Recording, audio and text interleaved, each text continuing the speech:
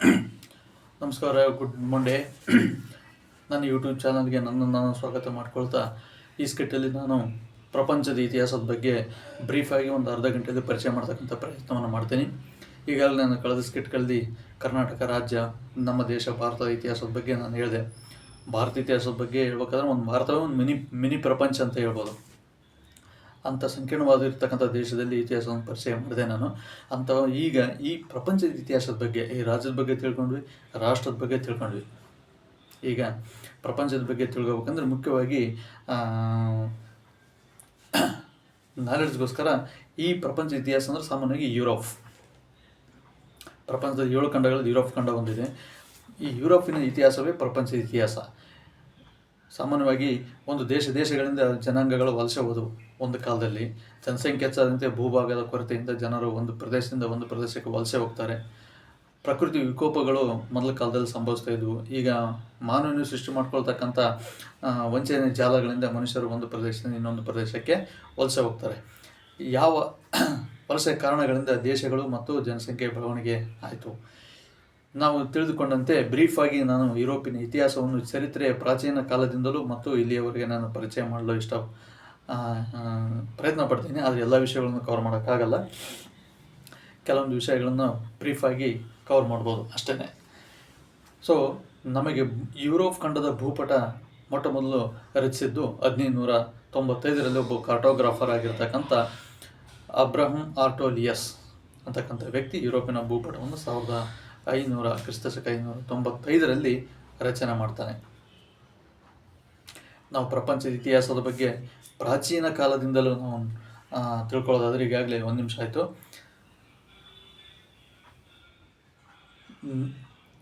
Palaeolithic pre historical period ಅಂತ ನಾವು ಹೇಳ್ತೀವಿ ಯುರೋಪಿನ ಅಥವಾ ಪ್ರಪಂಚದ ಇತಿಹಾಸವನ್ನು. ಯಾಕಂದರೆ ಜನಾಂಗ ನೆಲೆಸಿದ್ದು ಭಾರತ ಮತ್ತು ಯುರೋಪ್ ಖಂಡದಲ್ಲಿ. ಇಂಡೋ ಯುರೋಪಿಯನ್, ಇಂಡೋ ಇಸ್ಲಾಮಿಕ್ ಅಂತ ನಾವೇನು ಹೇಳ್ತೀವಿ. ಭಾರತದ ಇತಿಹಾಸದ ಸ್ಕ್ರಿಪ್ಟಲ್ಲಿ ಪರಿಚಯ ಮಾಡ್ತಿರ್ಬೇಕಾದ್ರೆ ಪ್ರಾಚೀನ ಕಾಲದಲ್ಲಿ ಭಾರತ ತಮ್ಮನ್ನು ತಾವು ಆಳ್ವಿಕೆ ಮಾಡ್ಕೊಳ್ತಾ ಇದ್ರು ಗಣರಾಜ್ಯಗಳ ಕಾಲದಲ್ಲಿ. ಅನಂತರ ಮ್ಯಾಸಿಡೋನಿಯಾ ಮತ್ತು ಪರ್ಷಿಯನ್ನರ ದಾಳಿ ಅಲೆಕ್ಸಾಂಡರ್ ಮೂಲಕ ಆಯಿತು. ಹಾಗಾಗಿ ಇಂಡೋ ಗ್ರೀಕ್ ನಾಗರಿಕತೆ ಬೆಳೆದು ಬಂತು. ಅನಂತರದಲ್ಲಿ ಮಧ್ಯಯುಗದಲ್ಲಿ ಇಸ್ಲಾಂ ಆಳ್ವಿಕೆದಾರರ ಸಾಮ್ರಾಜ್ಯ ವಿಸ್ತರಣೆಯಿಂದಾಗಿ ಇಂಡೋ ಇಸ್ಲಾಮಿಕ್ ಪೀರಿಯಡ್ ಪ್ರಾರಂಭ ಆಯಿತು. ಹಾಗಾದರೆ ನಮ್ಮ ಪೀರಿಯಡ್ ಯಾವುದು? ಭಾರತ ಇತಿಹಾಸವೇ ಪ್ರಾಚೀನ ಕಾಲದಿಂದಲೂ ಮಧ್ಯಯುಗದವರೆಗೆ ಇಂಡೋ ಯುರೋಪಿಯನ್ ಕಾಲ ಆಗಿತ್ತು, ಇಂಡೋ ಇಸ್ಲಾಮಿಕ್ ಕಾಲ ಆಗಿತ್ತು, ಇಂಡೋ ಗ್ರೀಕ್ ಕಾಲ ಆಗಿತ್ತು, ಮಧ್ಯಯುಗದಲ್ಲಿ ಇಂಡೋ ಇಸ್ಲಾಮಿಕ್ ಕಾಲ ಆಗಿತ್ತು. ಅಂದರೆ ನಮ್ಮ ಕಾಲ ಯಾವುದು? ನಮ್ಮ ಚರಿತ್ರೆ ಯಾವುದು? ನಮ್ಮ ಇತಿಹಾಸ ಯಾವುದು? ಇದನ್ನು ನಮ್ಮ ರಾಜ್ಯ ಮತ್ತು ದೇಶದಲ್ಲಿ ಹುಡುಕ್ತಾ ಇರ್ಬೇಕು. ಹಾಗೆ ನೋಡಿದ್ರೆ ನಿಜವಾದ ಇತಿಹಾಸ ನಮ್ಮ ಕರ್ನಾಟಕದ ಇತಿಹಾಸವೇ ನಮ್ಮ ಇತಿಹಾಸ ಅಂತ ಹೇಳ್ಬೋದು. ಆ ವಿಷಯ ಏನೇ ಇರಲಿ, ಪ್ರಪಂಚದ ಪೂರ್ವ ಇತಿಹಾಸವನ್ನು ನಾವು 4 ಭಾಗಗಳಲ್ಲಿ ವಿಂಗಡಣೆ ಮಾಡ್ತೀವಿ. ಪ್ರಾರಂಭದಿಂದ ಕ್ರಿಸ್ತಪೂರ್ವ 800ರವರೆಗೆ ಇತಿಹಾಸ ಪೂರ್ವಕಾಲ ಅಂಥೇಳಿ. ಅನಂತರ ಕ್ರಿಸ್ತಪೂರ್ವ 800ರಿಂದ ಕ್ರಿಸ್ತಶಕ 500ರವರೆಗೆ ಶಾಸ್ತ್ರೀಯ ಬೆಳವಣಿಗೆಯ ಕಾಲ ಅಂತ ಕರಿತೀವಿ. ಅನಂತರ ಕ್ರಿಸ್ತಶಕ 500ರಿಂದ ಕ್ರಿಸ್ತಶಕ 1500ರವರೆಗೆ ಮಧ್ಯಯುಗ ಯುರೋಪ್ ಅಂತ ಕರಿತೀವಿ. ಅನಂತರ ಕ್ರಿಸ್ತಶಕ 1500ರಿಂದ ಇಲ್ಲಿಯವರೆಗೆ, ಇವತ್ತು ನಾನೇನು ಇಲ್ಲಿ ಕೂತ್ಕೊಂಡು ಮಾತಾಡ್ತಾ ಇದ್ದೀನಲ್ಲ, ಇಲ್ಲಿಯವರೆಗೆ ನಾವು ಆಧುನಿಕ ಕಾಲ ಅಂತ ನಾವು ಕರಿತೀವಿ. ಇತ್ತೀಚೆಗೆ ಆಧುನಿಕ ಕಾಲವನ್ನು ನವೀನ ಯುಗ ಮತ್ತು ತಂತ್ರಜ್ಞಾನ ಯುಗ ಅಥವಾ ಅಂತರ್ಜಾಲ ಯುಗ ಅಂತಲೂ ಕರೀತಾರೆ. ನೋಡಿ, ಈ ಪ್ರಪಂಚದ ಇತಿಹಾಸವನ್ನು ಸುಮಾರು 48,000 ವರ್ಷಗಳ ಹಿಂದೆ ಯುರೋಪಿನ ಒಂದು ಹಳೆಯ ಶಿಲಾಯುಗ ಕಾಲದಿಂದ ನಾವು ಗುರುತಿಸ್ತೀವಿ. ಆ ಹಳೆಯ ಶಿಲಾಯುಗದಲ್ಲಿ ಆಯುಧಗಳನ್ನು ಕಲ್ಲಿನ ಮೂಲಕ ಮನುಷ್ಯನು ತಯಾರು ಮಾಡ್ಕೊಳ್ತಾ ಇದ್ದ. ಮಾನವನ ವಿಕಾಸ ಸಿದ್ಧಾಂತವನ್ನು ಪ್ರತಿಪಾದಿಸ್ತಕ್ಕಂಥ ಡಾರ್ವಿನ್ ಹೇಳ್ತಾನೆ, ಈತಿನ ಸುಮಾರು 9ರಿಂದ 10 ಮಾನವನ ಬೆಳವಣಿಗೆ ಹಂತಗಳು ಬೆಳೆದು ಬಂದು ಇವತ್ತು ಹೋಮೋಸೆಫಿಸಿಯನ್ ಅಂತಕ್ಕಂಥ ಮಾನವ ಜೀವಿಸ್ತಾ ಇದ್ದಾನೆ ಅಂತಂದೇಳಿ, ನಾಗರಿಕ ಮಾನವ ಜೀವಿಸ್ತಾ ಇದ್ದಾನೆ ಅಂತಂದೇಳಿ ಡಾರ್ವಿನ್ ವಿಕಾಸ ಸಿದ್ಧಾಂತ ಹೇಳ್ತಾ ಇದೆ. ಆ ರೀತಿಯಲ್ಲಿ ಯುರೋಪ್ ಖಂಡದಲ್ಲಿ ಫೋಸಿಲ್ಸ್ಗಳನ್ನು ನೋಡಿದಾಗ ನಾವು ಪಳೆಯುಳಿಕೆಗಳು, ಇತಿಹಾಸಜ್ಞರ, ಪ್ರಾಚ್ಯ ಸಂಶೋಧನಾ ತಜ್ಞರ ಒಂದು ಸಂಶೋಧನೆಗಳಿಂದ ಪಳೆಯುಳಿಕೆಗಳ ಒಂದು ಕಾರ್ಬನ್ ಡೇಟಿಂಗ್ ಅಂತ ನಾವು ಏನು ಹಳೆ ಪಳೆಯುಳಿಕೆಗಳನ್ನು ಪತ್ತೆ ಹಚ್ಚುವ ರೇಡಿಯೋ ಕಾರ್ಬನ್ ಡೇಟ್ ಅಂತ ನಾವೇನು ಹೇಳ್ತೀವಿ, ಸುಮಾರು 1000 ವರ್ಷಗಳ ಮೂಳೆಗಳನ್ನು ರೇಡಿಯೋ ಕಾರ್ಬನ್ ಪರೀಕ್ಷೆಗೆ ಒಳಪಡಿಸಿದಾಗ ಅದು ಈ ಕಾಲದ್ದು ಅಂತಂದು ಹೇಳ್ತದೆ. ಪ್ರಾಚೀನ ಇತಿಹಾಸಕ್ಕಿಂತ ಮುಂಚಿತವಾಗಿ ಯುರೋಪಿನಲ್ಲಿ ಹಳೆ ಶಿಲಾಯುಗ ಮತ್ತು ಹೊಸ ಶಿಲಾಯುಗಗಳ ಕಾಲದಲ್ಲಿ ಕೃಷಿ ಪ್ರಾರಂಭ ಆಯಿತು. ಮಾನವನ ವಿಕಾಸ ಸಿದ್ಧಾಂತದಲ್ಲಿ ಅನಂತರ ಲೋಹಗಳ ಆವಿಷ್ಕಾರ ಮಾಡಿದೆ. ಕಂಚು, ತಾಮ್ರ ಮತ್ತು ಹಿತ್ತಾಳೆ ಲೋಹಗಳನ್ನು ಆವಿಷ್ಕಾರ ಮಾಡಿದೆ. ಬೆಂಕಿ ಆವಿಷ್ಕಾರ ಮಾನವನ ನಾಗರಿಕತೆಯ ಪ್ರಮುಖ ಮೂಲಗಳಲ್ಲಿ ಒಂದು. ಅಲ್ಲಿಂದ ಮಾನವನ ನಾಗರಿಕತೆ ಪ್ರಾರಂಭ ಆಯಿತು ಅಂತಂದು ಹೇಳ್ತೀವಿ. ಅನಂತರ ಮನುಷ್ಯ ಒಂದು ಕಡೆ ನಿಂತು ಪಲಾಯನ ಮಾಡ್ದೇನೆ ಮತ್ತು ಒಂದು ಗುಂಪಾಗಿ ಒಂದು ಕಡೆ ಪ್ರಪಂಚದಲ್ಲಿ ನಿಲ್ಲಿಸಲು ಪ್ರಾರಂಭ ಮಾಡಿದೆ. ಅಲ್ಲಿ ತನಕ ಆಹಾರ ಧಾನ್ಯಗಳನ್ನು ಬೆಳವಣಿಗೆ ಮಾಡಲಿಕ್ಕೆ ಪ್ರಾರಂಭ ಮಾಡಿದೆ. ಹಾಗೆ ಈ ಒಂದು ಕಾಲಘಟ್ಟದಲ್ಲಿ ಯುರೋಪಿನಲ್ಲಿ ಕೃಷಿ ಬೆಳವಣಿಗೆ ಆಯಿತು. ಮುಖ್ಯವಾಗಿ ಆಗ್ನೇಯ ಮತ್ತು ವಾಯವ್ಯ ಯುರೋಪ್ಗಳಲ್ಲಿ ಭಾಗದಲ್ಲಿ ಕೃಷಿ ಬೆಳವಣಿಗೆ ಆಯಿತು. ವಾಯುವ್ಯ ಭಾಗಗಳಲ್ಲಿ ನಾರ್ವೆ, ಸ್ವೀಡನ್ ಮತ್ತು ಇಂಗ್ಲೆಂಡ್ ದೇಶಗಳನ್ನು ನೋಡಿದರೆ, ಆಗ್ನೇಯ ಭಾಗದಲ್ಲಿ ಇಟಲಿ, ಗ್ರೀಸ್ ರಾಷ್ಟ್ರಗಳನ್ನು ನಾವು ನೋಡ್ತಾ ಇದ್ದೀವಿ. ಹೀಗೆ ಹಳೆ ಶಿಲಾಯುಗ, ಹೊಸ ಶಿಲಾಯುಗ ಮತ್ತು ಬೃಹತ್ ಶಿಲಾಯುಗ ಇವುಗಳ ನಂತರ ಪ್ರಪಂಚದಲ್ಲಿ ನಾಗರಿಕತೆಗಳು ಉದಯಿಸುವುದಕ್ಕೆ ಪ್ರಾರಂಭ ಆಯಿತು. ಮೊಟ್ಟ ಮೊದಲು ನಾವು ಪ್ರಪಂಚದ ಇತಿಹಾಸವನ್ನು ಪರಿಚಯ ಮಾಡ್ಕೊಳ್ಬೇಕಾದ್ರೆ ಪ್ರಾಚೀನ ನಾಗರಿಕತೆಗಳ ಮೂಲಕ ನಾವು ಪರಿಚಯ ಮಾಡ್ಕೊಳ್ತೀವಿ. ಅವು ಯಾವಪ್ಪ ನಾಗರಿಕತೆಗಳು? ಈಜಿಪ್ಟ್ ನಾಗರಿಕತೆ, ಸಿಂಧೂ ವ್ಯಾಲಿ ನಾಗರಿಕತೆ ಭಾರತ ದೇಶದಲ್ಲಿ ಉದಯಿಸಿತ್ತು. ಅದಕ್ಕಿಂತ ಸರಿಸಮನಾದ ಪ್ರಾಚೀನ ನಾಗರಿಕತೆ, ಅಷ್ಟು ಹಳೆಯದಾಗಿರ್ತಕ್ಕಂಥ ಕ್ರಿಸ್ತಪೂರ್ವ 5000 ವರ್ಷಗಳ ಹಳೆಯದಾಗಿರ್ತಕ್ಕಂಥ ನಾಗರಿಕತೆ ಈಜಿಪ್ಟ್ ನಾಗರಿಕತೆ. ಇಲ್ಲಿ ನಾನು ಕಾಲಮಾನ ಒಂದು ಇತಿಹಾಸ, ನಾನು ಚರಿತ್ರೆ ವಿಭಾಗದಿಂದ ನಾನು ಈ ಸ್ಕಿಟ್ಟನ್ನು ಮಾಡ್ತಾ ಇದ್ದೀನಿ. ಯಾಕಂದರೆ ಚರಿತ್ರೆಯಲ್ಲಿ ಎಲ್ಲ ವಿಷಯಗಳು ಒಳಗೊಂಡಿರ್ತದೆ. ಚರಿತ್ರೆ ಅಂತಕ್ಕಂತಂದರೆ ಅದು ಏನು ಸಬ್ಜೆಕ್ಟ್ ಅಪ್ ಅಂತಂದರೆ ಒಂದು ರೀತಿ ಎನ್ಸೈಕ್ಲೋಪೀಡಿಯಾ ಸಬ್ಜೆಕ್ಟ್ ಅಂತ ಕರಿಬೋದು. ಇತಿಹಾಸದಲ್ಲಿ ಕಾಲಗಣನೆ ಮುಖ್ಯ. ಇತಿಹಾಸದಲ್ಲಿ ರಾಜ ಮಹಾರಾಜರ ಆಳ್ವಿಕೆ ಮತ್ತು ಅವರು ಕೊಟ್ಟಿರ್ತಕ್ಕಂಥ ಕಲೆ, ವಾಸ್ತುಶಿಲ್ಪ, ವಿಜ್ಞಾನ, ತಂತ್ರಜ್ಞಾನ, ಶಿಕ್ಷಣ, ರಾಜಕೀಯ ಕ್ಷೇತ್ರಕ್ಕೆ ಕೊಟ್ಟಿರ್ತಕ್ಕಂಥ ಸಾಮಾಜಿಕ ಧಾರ್ಮಿಕ ಕ್ಷೇತ್ರಕ್ಕೆ ಕೊಟ್ಟಿರ್ತಕ್ಕಂಥ ಕೊಡುಗೆಗಳನ್ನು ಅಧ್ಯಯನ ಮಾಡ್ತೀವಿ. ಇತಿಹಾಸ ಚರಿತ್ರೆ ಬಿಟ್ಟಿಲ್ಲ, ಚರಿತ್ರೆ ಇತಿಹಾಸ ಬಿಟ್ಟಿಲ್ಲ. ಜಗತ್ತಿನಲ್ಲಿ ಉದಿಸಿರ್ತಕ್ಕಂಥ ಎಲ್ಲ ಶಾಸ್ತ್ರ, ಧರ್ಮ, ಗ್ರಂಥಗಳು ಚರಿತ್ರೆಯನ್ನು ಬಿಟ್ಟಿಲ್ಲ. ಇವತ್ತಿಂದು ನಡೀತಕ್ಕಂಥ ಚರಿತ್ರೆ, ನಿನ್ನೆ ನಡೆದು ಹೋದ ಚರಿತ್ರೆ, ಮುಂದೆ ನಡೆಯಬೇಕಾಗಿರ್ತಕ್ಕಂಥ ಚರಿತ್ರೆ ಅಂತಕ್ಕಂಥದ್ದು ದೊಡ್ಡ ವಿಷಯ. ಜ್ಞಾನ, ವಿಜ್ಞಾನ, ತಂತ್ರಜ್ಞಾನ, ಸರ್ವಶಾಸ್ತ್ರ, ಎಲ್ಲ ಶಾಸ್ತ್ರಗಳು, ವೈದ್ಯಕೀಯ, ಖಗೋಳ, ವಿಜ್ಞಾನ, ಜ್ಯೋತಿಷ, ಇನ್ನೇನು ರಾಜ್ಯಶಾಸ್ತ್ರ, ಸಮಾಜಶಾಸ್ತ್ರ, ಅರ್ಥಶಾಸ್ತ್ರ, ಎಲ್ಲ ಶಾಸ್ತ್ರಗಳು ಚರಿತ್ರೆಯಲ್ಲಿ ಒಳಗೊಂಡಿವೆ. ಚರಿತ್ರೆ ಅಂತಕ್ಕಂಥ ದೊಡ್ಡ ವಿಷಯ. ಅದರ ಒಂದು ಟಿಸಲುಗಳು, ಭಾಗಗಳನ್ನು ನಾವು ಪಾರ್ಟ್ಸ್ಗಳನ್ನು ನಾವು ಒಂದು ಸ್ಪೆಷಲ್ ಸಬ್ಜೆಕ್ಟನ್ನಾಗಿ ಓದಿಬಿಟ್ಟು ನಾವು ಅಧ್ಯಯನ ಮಾಡ್ತೀವಿ. ಸೊ ಈ ಚರಿತ್ರೆ ಸ್ಕಿಟ್ಟಲ್ಲಿ ನಾನು ಅಧ್ಯಯನ ಮಾಡ್ತಕ್ಕಂಥದ್ದು ಇತಿಹಾಸ, ಅದು ಯುರೋಪಿನ ಪ್ರಪಂಚದ ಇತಿಹಾಸ. ಆ ಪ್ರಪಂಚದ ಇತಿಹಾಸದಲ್ಲಿ ಈಜಿಪ್ಟ್ ನಾಗರಿಕತೆ ಪ್ರಮುಖವಾದದ್ದು, ಪ್ರಾಚೀನ ನಾಗರಿಕತೆ. ಕ್ರಿಸ್ತ ಹುಟ್ಟೋದಕ್ಕಿಂತ ಪೂರ್ವದಲ್ಲಿ, ಕ್ರಿಸ್ತಪೂರ್ವ ಅಂತ ಕರಿತೀವಿ. ಕ್ರಿಸ್ತ ಹುಟ್ಟಿದ ನಂತರ ಕ್ರಿಸ್ತಶಕ 1ರಲ್ಲಿ ಯೇಸು ಕ್ರಿಸ್ತ ಜನಿಸ್ತಾರಲ್ಲ, ಅಲ್ಲಿಂದ ಈ ಕಡೆ ಕ್ರಿಸ್ತಶಕ ಅಂತ ನಾವು ಕಾಲಗಣನೆ ಮಾಡ್ತಾಯಿದ್ದೀವಿ. ಸೊ ಇವತ್ತು ಶಾಲಿವಾಹನ ಸೆಕೆ, ಭಾರತ ಶಾಲಿವಾಹನ ಸೆಕೆ 1947 ಸೋಮವಾರ. ಇದು ಗ್ರಿಗೋರಿಯನ್ ಕ್ಯಾಲೆಂಡರ್ ಪ್ರಕಾರ ದಿನಾಂಕ 15 ಸೋಮವಾರ, ಡಿಸೆಂಬರ್ 2025. ಸೊ ಈ ದಿನದಲ್ಲಿ ನಾವು ಈಜಿಪ್ಟ್ ನಾಗರಿಕತೆ ಬಗ್ಗೆ ಮೊದಲು ಈಗಾಗಲೇ 8 ನಿಮಿಷ ಆಗ್ತಾ ಬಂತು. ಈಜಿಪ್ಟ್ ನಾಗರಿಕತೆ ಮುಖ್ಯವಾಗಿ ಫೆರೋ ರಾಜರಿಂದ ಆಳ್ವಿಕೆ ಒಳಪಡ್ತಿತ್ತು. ಪ್ರಕೃತಿಯನ್ನು ಪೂಜಿಸ್ತಿದ್ರು ಆವಾಗ ಪ್ರಾಚೀನ ಕಾಲದಲ್ಲಿ. ಸೂರ್ಯನನ್ನು ರಾ ಎಂಬ ಹೆಸರಿನಿಂದ ಪೂಜಿಸ್ತಾ ಇದ್ರು. ಹೀಗೆ ಈ ಫೆರೋ ದೊರೆಗಳು ಈಜಿಪ್ಟ್ ಪಿರಮಿಡ್ಗಳನ್ನು ನಿರ್ಮಾಣ ಮಾಡಿದರು. ಇದು ಪ್ರಾಚೀನ ಅದ್ಭುತಗಳಲ್ಲಿ ಒಂದು. ಈಜಿಪ್ಟು ನೈಲ್ ನದಿ ತೀರದಲ್ಲಿ ಬೆಳೆದು ಬಂತು ನಾಗರಿಕತೆ. ಅದು ದಕ್ಷಿಣದಿಂದ ಉತ್ತರಕ್ಕೆ ಹರಿದು ಮೆಡಿಟರೇನಿಯನ್ ಸಮುದ್ರವನ್ನು ಸೇರ್ತಾ ಇದೆ. ಟಿಸಲುಗಳಾಗಿ ಒಡೆದು ನೀಲಿ ಮತ್ತು ಬಿಳಿ ನೈಲ್ ನದಿ ಅಂತ 2 ನದಿಗಳಾಗಿ ಹರಿತಾ ಇದೆ. ಸೊ ಈಜಿಪ್ಟ್ ನದಿ ಪ್ರದೇಶದಿಂದ ದೂರದಲ್ಲಿ ಪಿರಮಿಡ್ಗಳ ನಿರ್ಮಾಣ ಮಾಡಿದರು. ಅವು ಪ್ರಪಂಚದ ಅದ್ಭುತಗಳಲ್ಲಿ ಒಂದು. ಈಗಲೂ ಸಹ ಆ ಪಿರಮಿಡ್ಗಳಲ್ಲಿ ಪ್ರಾಚೀನ ಕಾಲದ ಪಳವಳಿಕೆಗಳು ಸಿಗ್ತಾ ಇದ್ದಾವೆ. ಅದನ್ನು ನಿಮ್ಮೆಲ್ಲರಿಗೂ ಗೊತ್ತಿರತಕ್ಕಂಥ ವಿಷಯ. ಸೊ ರಾಣಿ ಹಟ್ಷೆಪ್ಸುಟ್ ಅಂತಕ್ಕಂಥ ಮಹಿಳೆ, ಪ್ರಪಂಚದ ಪ್ರಥಮ ಮಹಿಳಾ ಆಡಳಿತಗಾರ್ತಿ, ಅವರು ಈಜಿಪ್ಟ್ನಲ್ಲಿ ಕಂಡುಬಂದರು. ಸೊ ಈಜಿಪ್ಟ್ ನಾಗರಿಕತೆಯಿಂದ ಪಿರಮಿಡ್ಗಳು ವಿಶ್ವಕ್ಕೆ ಕೊಟ್ಟಿರ್ತಕ್ಕಂಥ ಪ್ರಪಂಚದ ಅದ್ಭುತಗಳಲ್ಲಿ ಒಂದು. ಕೆಲವು ಪ್ರಪಂಚದ ಅದ್ಭುತಗಳಲ್ಲಿ ಕೆಲವು ಮುಂದೆ ನೋಡ್ತಾ ಹೋಗ್ತೀವಿ. ಇಟಲಿಯ ಕೊಲೋಸಿಯಂ ಆಗಿರ್ಬೋದು, ರಾಜಸ್ಥಾನ ಜಂತರ್ ಮಂತರ್ ಆಗಿರ್ಬೋದು ಭಾರತ ದೇಶದಲ್ಲಿ, ಮತ್ತು ಒಲಿಂಪಿಕ್ಸ್ ದೇವಾಲಯ ಆಗಿರ್ಬೋದು, ಇವೆಲ್ಲ ಪ್ರಾಚೀನ ಅದ್ಭುತಗಳು.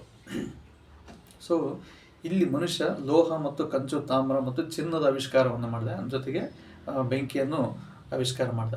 ಅನಂತರ ಕಂಡು ಬಂದಿರತಕ್ಕಂಥ ಯುರೋಪಿನ ಯೂಫ್ರೆಟಿಸ್ ಮತ್ತು ಟೈಗ್ರಿಸ್ ನದಿ ಬಯಲಿನಲ್ಲಿ ಮೆಸೊಪೊಟೇಮಿಯಾ ನಾಗರಿಕತೆ, ಇದರ ಪ್ರಮುಖ ರಾಜ ಹಮ್ಮುರಬಿ. ಇವನು ಏನೇ ತಪ್ಪು ಮಾಡಿದ್ರೆ ಮನುಷ್ಯರಿಗೆ ಮಾಡಿರ್ತಕ್ಕಂಥ ತಪ್ಪನ್ನು ಅಂಗವನ್ನೇ ಕತ್ತರಿಸ್ತಿದ್ದ. ಕೆಟ್ಟ ದೃಷ್ಟಿಯಿಂದ ನೋಡಿದರೆ ಕಣ್ಣು ಕೀಳೋದು, ಕೆಟ್ಟ ಕೆಲಸಗಳನ್ನು ಮಾಡಿದ್ರೆ ಕೈ ಕತ್ತರಿಸೋದು, ಆ ಥರದ ಒಂದು ಶಿಕ್ಷೆಗಳನ್ನು ಕಾನೂನುಗಳನ್ನು ಇವನು ಮಾಡಿದೆ. ಹಮ್ಮುರಬಿ ಕೋಡ್ ಅಂತ ಅದು ವಿಶ್ವಪ್ರಸಿದ್ಧಿಯಾಗಿದೆ. ಹಮ್ಮುರಬಿ ಕೋಡ್, ಹಮ್ಮುರಬಿ ಸಂಹಿತೆ. ಕಣ್ಣಿಗೆ ಕೈ, ಕೈಯಿಗೆ ಕೈ, ಕಾಲಿಗೆ ಕಾಲು, ಕಣ್ಣಿಗೆ ಕಣ್ಣು ಅಂತಕ್ಕಂಥದ್ದು ಇವನ ಕಾನೂನಾಗಿತ್ತು. ಸೊ ಅನಂತರ ಪಿರಿಯಡ್ಗಳು ನಾಗರಿಕತೆ ಜನಸಂಖ್ಯೆ ಬೆಳವಣಿಗೆ ಆಯಿತು. ಬೆಬೋನಿಕ್ ಪ್ಲಗ್ ಅಂತ ನಾವು ಈ ಸೀಸನನ್ನು ಕರಿತೀವಿ. ಈ ಒಂದು ಸಂದರ್ಭಗಳಲ್ಲಿ ಮೆಸೊಪೊಟೇಮಿಯ ನಾಗರಿಕತೆ ಹಮ್ಮುರಬಿ ರಾಜನೊಂದಿಗೆ ಚರಿತ್ರೆಯಲ್ಲಿ ಕಂಡು ಬರ್ತಾ ಇದೆ. ಅನಂತರ ಗ್ರೀಕ್ ನಾಗರಿಕತೆ. ಗ್ರೀಕರು ಪ್ರಪಂಚಕ್ಕೆ ಪ್ರಮುಖ ಕೊಡುಗೆಗಳನ್ನು ಕೊಟ್ಟಿದ್ದಾರೆ. ಇವರ ಪ್ರಮುಖ ರಾಜ ಮ್ಯಾಸಿಡೋನಿಯಾ ಮತ್ತು ಪರ್ಷಿಯನ್ ಭಾಗದ ಅಲೆಕ್ಸಾಂಡರ್. ಇವನು ಭಾರತದ ಮೇಲೆ ಕ್ರಿಸ್ತಪೂರ್ವ 350ರಲ್ಲಿ ಆಕ್ರಮಣ ಮಾಡ್ತಾನೆ. ಸೆಲ್ಯೂಕಸ್ ರಾಯಭಾರಿಯನ್ನು ಕಳಿಸ್ತಾನೆ. ಪೋರಸ್ ಈ ರಾಜನಿಂದ ಬಂಧಿತನಾಗಿ ಪುನಃ ಸ್ನೇಹಭಾವದಿಂದ ಇಂಡಿಕ್ ಎಂಬ ಗ್ರಂಥವನ್ನು ಸೆಲ್ಯೂಕಸ್ ಭಾರತದ ಮೇಲೆ ಬರೀತಾನೆ. ಸೊ ಅಲೆಕ್ಸಾಂಡರ್ ಈತ ಅರಿಸ್ಟಾಟಲ್ನ ಶಿಷ್ಯ. ಇದೇ ಕಾಲದಲ್ಲಿ ಗ್ರೀಕ್ ತತ್ವಜ್ಞಾನಿಗಳು ಬೆಳೆದು ಬರ್ತಾರೆ. ಸಾಕ್ರೆಟಿಸ್ ಮೊದಲನ ತತ್ವಜ್ಞಾನಿ ಮತ್ತು ಆತನ ಶಿಷ್ಯ ಪ್ಲೇಟೋ. ಈತನ ಕೃತಿ ರಿಪಬ್ಲಿಕ್. ಪ್ಲೇಟೋನ ಶಿಷ್ಯ ಅರಿಸ್ಟಾಟಲ್. ಈತ ಜೀವಶಾಸ್ತ್ರದ ಪಿತಾಮಹ ಮತ್ತು ರಾಜ್ಯಶಾಸ್ತ್ರದ ಪಿತಾಮಹ. ಅರಿಸ್ಟಾಟಲ್ನ ಶಿಷ್ಯನೇ ಅಲೆಕ್ಸಾಂಡರ್. ಈ ಒಂದು ರಾಜಕೀಯ ಏಕೀಕರಣವನ್ನು, ಪ್ರಪಂಚವನ್ನೇ ಗೆಲ್ಲುವ ಮಹತ್ವಾಕಾಂಕ್ಷೆಯನ್ನು ಹೊಂದಿರತಕ್ಕಂಥ ಅಲೆಕ್ಸಾಂಡರ್ನ ನಂತರ ಗ್ರೀಕ್ ನಗರ ರಾಜ್ಯಗಳು ಉದಯ ಆಗ್ತವೆ. ಅಥೆನ್ಸ್ ಮತ್ತು ಸ್ಪಾರ್ಟಾ ಅಂತಕ್ಕಂಥ 2 ನಗರ ರಾಜ್ಯಗಳು ಉದಯ ಆಗ್ತವೆ. ಇಟಲಿಯ ಭಾಗದಲ್ಲಿ ಟ್ರೋಜನ್ ಸಾಮ್ರಾಜ್ಯ ಟ್ರಾಯ್ ನಗರವನ್ನು ಬೆಳೆಸಿರುತ್ತೆ.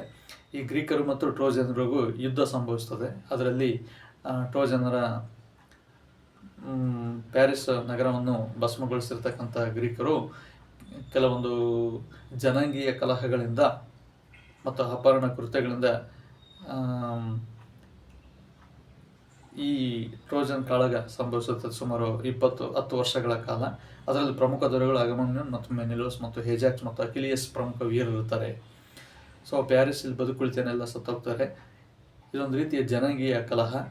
ಒಂದು ಜನಾಂಗ ಇನ್ನೊಂದು ಜನಾಂಗದ ಮೇಲೆ ಆಕ್ರಮಣ ಮಾಡಿದಾಗ ಅಥವಾ ಯಾವುದೇ ರೀತಿಯಲ್ಲಿ ತೊಂದರೆ ಕೊಟ್ಟಾಗ ಆಗ್ತಕ್ಕಂಥ ಅನಾಹುತಕ್ಕೆ ಈ ಒಂದು ಘಟನೆ ಸಾಕ್ಷಿಯಾಗಿದೆ. ಇದನ್ನು ಮಹಾಕಾವ್ಯದಲ್ಲಿ ಇಲಿಯಡ್ ಮತ್ತು ಒಡಿಸಿ ಅಂತಕ್ಕಂಥ ಹೋಮರ್ ಮಹಾಕವಿ ಬರೆದಿದ್ದಾನೆ.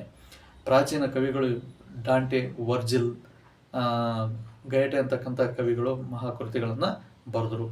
ಇದೇ ಕಾಲದಲ್ಲಿ ರಾಮಾಯಣ ಮಹಾಭಾರತ ನಮ್ಮ ದೇಶದಲ್ಲಿ ಸಂಭವಿಸಿದವು.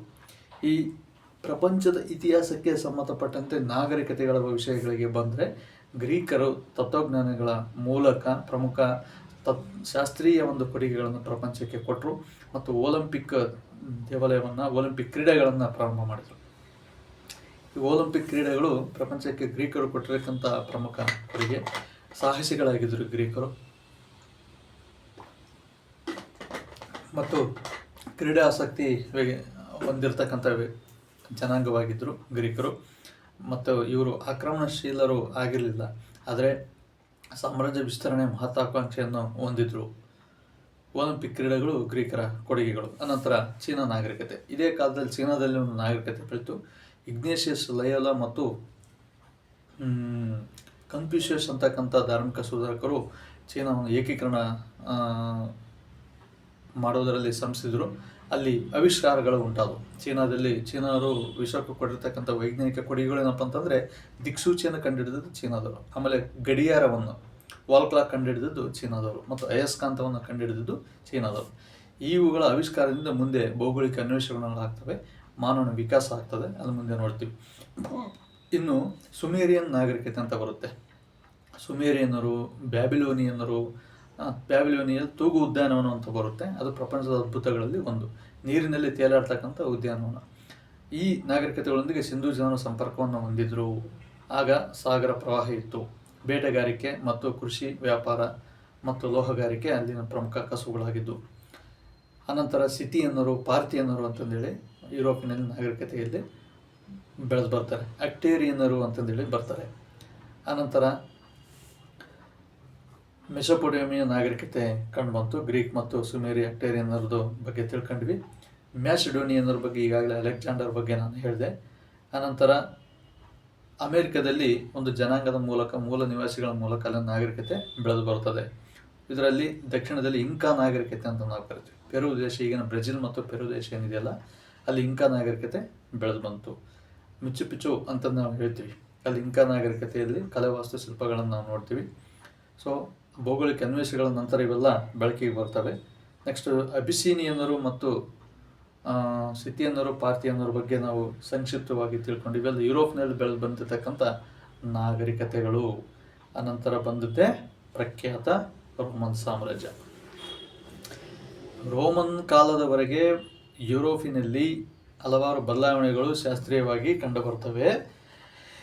ಈ ರೋಮನರು ಯುರೋಪಿನಲ್ಲಿ ಬಂದಿರತಕ್ಕಂಥ ಚರಿತ್ರೆ ಅವರು ಬರ್ತಂತೆ ಮಧ್ಯಯುಗದ ಇತಿಹಾಸ ಪ್ರಾರಂಭ ಆಗ್ತದೆ. ಆಗಸ್ಟಸ್ ಸೀಸರ್ ಮತ್ತು ಜೂಲಿಯಸ್ ಸೀಸರ್ ಅಂತಕ್ಕಂಥವ್ರು ರೋಮನ್ ಪ್ರಮುಖ ದೊರೆಗಳು. ಇವರ ಕಾಲದಲ್ಲಿ ಕ್ರೈಸ್ತ ಜನನ ಆಗುತ್ತೆ. ರೋಮನರು ಪ್ರಮುಖ ಆಳ್ವಿಕೆಗಾರರಾಗಿದ್ದರು ಮತ್ತು ದಕ್ಷ ಆಡಳಿತಗಾರರಾಗಿದ್ದರು. ರೋಮನ್ ನಾಗರಿಕತೆ ಅಂತೇಳಿ ನಾವು ಕರಿತೀವಿ. ಇದು ಇಟಲಿ ಭಾಗದಲ್ಲಿ ರೋಮ್ ದೇಶದಲ್ಲಿ ಬೆಳೆದು ಬರ್ತಾ ಇದೆ. ಇಟಲಿಯ ರೋಮ್ ದೇಶದಲ್ಲಿ ರೋಮನ್ ನಾಗರಿಕತೆ ಬೆಳೆದು ಬಂದು ರೋಮನರ ಕಾಲದಲ್ಲಿ ವೈಜ್ಞಾನಿಕ ಆವಿಷ್ಕಾರಗಳಾಗ್ತವೆ. ಗೆಲಿಲಿಯೋ ದೂರದರ್ಶಕವನ್ನು ಕಂಡುಹಿಡಿದ, ಸೂರ್ಯ ಸುತ್ತ ಗ್ರಹಗಳು ತಿರುಗ್ತವೆ ಅಂತಂದೇಳಿ ಹೇಳ್ದ. ಕೋಪರ್ನಿಕಸ್ ಅಂತಕ್ಕಂಥ ವ್ಯಕ್ತಿ ಬಂದ, ಭೂಮಿ ತನ್ನ ಸುತ್ತದ ಅಲ್ಲದೇ ಸೂರ್ಯನ ಸುತ್ತದ, ತನ್ನ ಕಕ್ಷಪಥ ಮತ್ತು ಅಕ್ಷಪಥದಲ್ಲಿದೆ ಅಂತಂದೇಳಿ ಹೇಳ್ದ. ಮತ್ತು ಕೆಲವರು ಆವಿಷ್ಕಾರಗಳನ್ನು ಕಂಡುಹಿಡಿದರು. ಕೋಪರ್ನಿಕಸ್, ಗೆಲಿಲಿಯೋ ಮತ್ತು ಆರ್ಕಿಮಿಡೀಸ್ ಈ ಒಂದು ವೈಜ್ಞಾನಿಕ ಖಗೋಳಶಾಸ್ತ್ರಜ್ಞರು ಯುರೋಪ್ನಲ್ಲಿ ಈ ಒಂದು ಸಂದರ್ಭದಲ್ಲಿ ಬೆಳೆದು ಬರ್ತಾರೆ. ಇನ್ನು ರೋಮನ್ನರ ಕಾಲದಲ್ಲಿ ವಿವಿಧ ಧರ್ಮಗಳು ಬೆಳೆದು ಬಂದವು. ಕ್ರೈಸ್ತ ಧರ್ಮ ಆಗಿರ್ಬೋದು ಮತ್ತು ಇಸ್ಲಾಂ. ಮಧ್ಯಯುಗದಲ್ಲಿ ಇಸ್ಲಾಂ ಧರ್ಮ ಇತ್ತೀಚಿನ ಧರ್ಮ ಅಂತ ಹೇಳ್ತೀವಿ. 622ರಲ್ಲಿ ಹಿಜರಿ ಶಕೆ ಪ್ರಾರಂಭ ಆಗುತ್ತೆ. ಕ್ರಿಸ್ತ ಶಕ 622ರಲ್ಲಿ ಪೈಗಂಬರು ಮಕ್ಕದಿಂದ ಮದೀನಕ್ಕೆ ಪ್ರಯಾಣ ಮಾಡಿ ಬಹುದೇವತಾರಾಧನೆಯನ್ನು ಖಂಡಿಸಿ ದೇವತಾರಾಧನೆಯನ್ನು ಪೂಜಿಸುವ ಪೈಗಂಬರ ಬೋಧನೆಗಳನ್ನು ಮಾಡ್ತಾನೆ. ಆ ಸಂದರ್ಭದಲ್ಲಿ ಹಿಜರಿ ಶಕೆ ಪ್ರಾರಂಭ ಆಗುತ್ತೆ.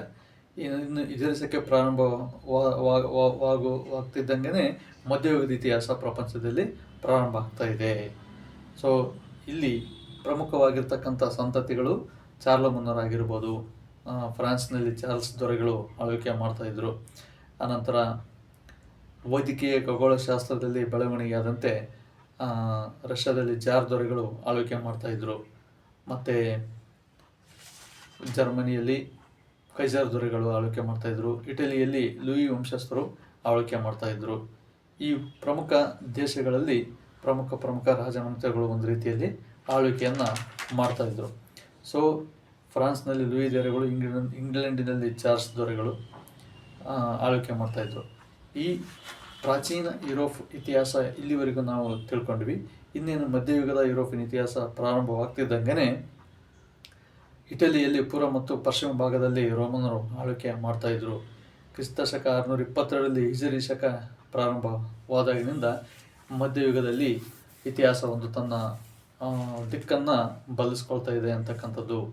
ಈ ಒಂದು ಆವಿಷ್ಕಾರಗಳು ಖಗೋಳ ಕ್ಷೇತ್ರದಲ್ಲಿ, ವೈಜ್ಞಾನಿಕ ಕ್ಷೇತ್ರದಲ್ಲಿ ಇದೇ ಸಮಕಾಲೀನವಾಗಿ ಭಾರತದಲ್ಲಿ ವರಾಹ ಮಿಹಿರ ಮತ್ತು ಆರ್ಯಭಟ ಮತ್ತು ದಂಡಿ, ಭಾಮಹ ಮತ್ತು ಕಾಳಿದಾಸ ಇನ್ನಿತರ ಸಾಹಿತ್ಯ ವ್ಯಕ್ತಿಗಳಿಂದ ಮತ್ತು ಖಗೋಳಶಾಸ್ತ್ರಜ್ಞರಿಂದ, ಗಣಿತಶಾಸ್ತ್ರಜ್ಞರಿಂದ ವೈಜ್ಞಾನಿಕ ಮತ್ತು ಖಗೋಳ ಗಣಿತ ಕ್ಷೇತ್ರದಲ್ಲಿ ಬೆಳವಣಿಗೆ ಆಗ್ತಾ ಬಂತು. ಜಂದ್ ಅವೆಸ್ತಾ ಅಂತಕ್ಕಂಥ ಗ್ರಂಥವು ಪ್ರಾಚೀನ ಬಾಗ್ದಾದ ಒಂದು ಹಿಬ್ರೂ, ಆಗಿನ ಪ್ರಮುಖ ಭಾಷೆಗಳು ಹಿಬ್ರೂ ಭಾಷೆ, ಆನಂತರ ಗ್ರೀಕ್ ಭಾಷೆ, ಲ್ಯಾಟಿನ್ ಭಾಷೆ, ಆಗಿನ ಜನರು ಮಾತಾಡ್ತಕ್ಕಂಥ ಯುರೋಪಿನ ಪ್ರಮುಖ ಭಾಷೆಗಳಾಗಿದ್ದವು. ಮಹಾಕಾವ್ಯಗಳು ಮತ್ತು ಧರ್ಮಗ್ರಂಥಗಳು ಹಿಬ್ರೂ ಭಾಷೆಗೆ, ಪರ್ಷಿಯನ್ ಭಾಷೆಗೆ ಎಂದು ತರ್ಜುಮೆಗೊಂಡವು. ಭಾರತದ ಗ್ರಂಥಗಳು ಯುರೋಪಿನ ಭಾಷೆಗೆ ಮತ್ತು ಯುರೋಪಿನ ಗ್ರಂಥಗಳು ಭಾರತೀಯ ಭಾಷೆಗಳಿಗೆ ತರ್ಜುಮೆ ಆಗ್ತಕ್ಕಂಥ ಕೆಲಸಗಳು ಆಗ್ತಾ ಬಂತು. ಸೊ ಇಲ್ಲಿ ಇನ್ನೊಂದು ಮಧ್ಯಯುಗದಲ್ಲಿ ಬಾಗ್ದಾದ್ನ ಖಲೀಫನ ಸಾಮ್ರಾಜ್ಯ ಪ್ರಮುಖ ಸಾಮ್ರಾಜ್ಯ ಆಗಿತ್ತು. ಅಲ್ಲಿ ಸಾಂಸ್ಕೃತಿಕವಾಗಿರ್ತಕ್ಕಂಥ ಮತ್ತು ಶಾಸ್ತ್ರೀಯವಾಗಿರ್ತಕ್ಕಂಥ ಗ್ರಂಥಗಳ ಒಂದು ತರ್ಜುಮೆಯ ಕೆಲಸ ನಡೀತಾ ಇತ್ತು. ರೋಮನ್ ಭಾಷೆ ಪ್ರಮುಖ ಆಡಳಿತ ಭಾಷೆಯಾಗಿತ್ತು. ನಂತರ ಅದಕ್ಕಿಂತ ಪೂರ್ವದಲ್ಲಿ ಗ್ರೀಕ್, ಹಿಬ್ರೂ ಮತ್ತು ಲ್ಯಾಟಿನ್ ಭಾಷೆ ಆಡಳಿತ ಭಾಷೆಗಳಾಗಿದ್ದವು. ರೋಮನರ ನಂತರ ಯುರೋಪಿನ ಇತಿಹಾಸ ಮಧ್ಯಯುಗಕ್ಕೆ ಬರುತ್ತೆ. ಅಲ್ಲಿ ಮಧ್ಯಯುಗದಲ್ಲಿ ನಾವು ಕ್ರಿಸ್ತ ಶಕ 1000ರಿಂದ ನಾವು 500 ಅಂತ ಹೇಳ್ಬೋದು. ಕ್ರಿಸ್ತಶಕ 500ರಿಂದ 1500ವರೆಗೆ ಸುಮಾರು 1000 ವರ್ಷಗಳ ಕಾಲ ಮಧ್ಯಯುಗದ ಯುರೋಪಿನ ಇತಿಹಾಸವನ್ನು ನಾವು ನೋಡ್ತೀವಿ. ಇಲ್ಲಿ ಯುರೇಷಿಯಾ ಅಂತಕ್ಕಂಥ ಪ್ರದೇಶದಲ್ಲಿ, ಅಂದರೆ ಏಷ್ಯಾ ಮತ್ತು ಯುರೋಪ್ ಸಂಧಿಸ್ತಕ್ಕಂಥ ಹುಲ್ಲುಗಾವಲು ಪ್ರದೇಶವನ್ನು ನಾವು ಯುರೇಷಿಯಾ ಅಂತ ನಾವು ಕರಿತೀವಿ. ಮಧ್ಯಯುಗದ ಅಂತ್ಯದಲ್ಲಿ ರಿನೈಸೆನ್ಸ್ ಉಂಟಾಗುತ್ತೆ, ಅಂದರೆ ನವೋದಯ ಉಂಟಾಗುತ್ತೆ. ಪ್ರಾರಂಭದ ಆಧುನಿಕ ಯುರೋಪು ಕ್ರಿಸ್ತಶಕ 1500ರಿಂದ ಪ್ರಾರಂಭ ಆಗುತ್ತೆ. ಇನ್ನು ಮಧ್ಯಯುಗದ ಯುರೋಪಿನ ಇತಿಹಾಸವನ್ನು ನಾವು ನೋಡೋದಾದರೆ ತಾಂತ್ರಿಕ ಮತ್ತು ವೈಜ್ಞಾನಿಕ ಭೌಗೋಳಿಕ ಅನ್ವೇಷಣೆಗಳು ಈ ಒಂದು ಕಾಲಘಟ್ಟದಲ್ಲಿ ಸಂಭವಿಸ್ತವೆ.